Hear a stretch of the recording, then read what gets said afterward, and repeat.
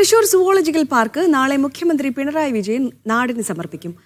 ഏഷ്യയിലെ രണ്ടാമത്തെ വലിയ സുവോളജിക്കൽ പാർക്കാണ് പുത്തൂരിൽ ഒരുങ്ങിയിട്ടുള്ളത്. ഉദ്ഘാടനത്തോടനുബന്ധിച്ചുള്ള സാംസ്കാരിക പരിപാടികൾ തുടരുകയാണ്.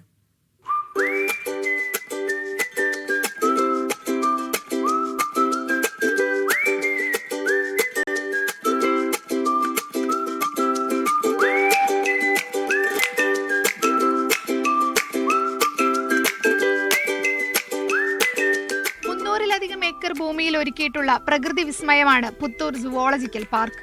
തൃശൂർ മൃഗശാലയിലെ മൃഗങ്ങളെ കൂടാതെ സംസ്ഥാനത്തിന് പുറത്തുനിന്നും വിദേശത്തു നിന്നുപോലും മൃഗങ്ങളെ ഇവിടെ എത്തിക്കും. ഡിയർ സഫാരി പാർക്ക്, പെറ്റ് സൂ, ഫോളോഗ്രാം സൂ തുടങ്ങിയവയും വൈകാതെ നിർമ്മിക്കും. ഉദ്ഘാടനത്തിന്റെ ഭാഗമായി ഒരാഴ്ചയിലേറെയായി സാംസ്കാരിക പരിപാടികൾ തുടരുകയാണ്.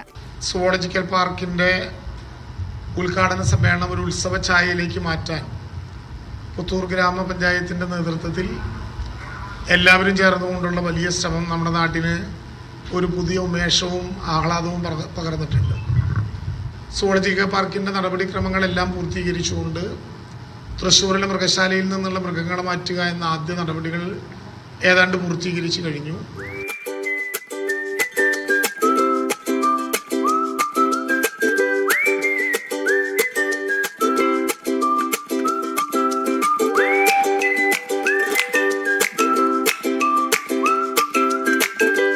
സംസ്ഥാന മന്ത്രിസഭയിലെ പ്രമുഖരും തൃശൂരിലെ രാഷ്ട്രീയ നേതാക്കളും സാംസ്കാരിക പ്രവർത്തകരും ഉദ്ഘാടനത്തിനെത്തുന്നുണ്ട്. ചടങ്ങിൽ പങ്കെടുക്കാനെത്തുന്നവരെ തൃശൂർ പുത്തൂർ റോഡിലോടുന്ന സ്വകാര്യ ബസ്സുകൾ സൗജന്യമായി പാർക്കിലെത്തിക്കും. ഉദ്ഘാടനത്തിന് ശേഷം ആദ്യഘട്ടത്തിൽ പ്രവേശനത്തിന് നിയന്ത്രണമുണ്ട്.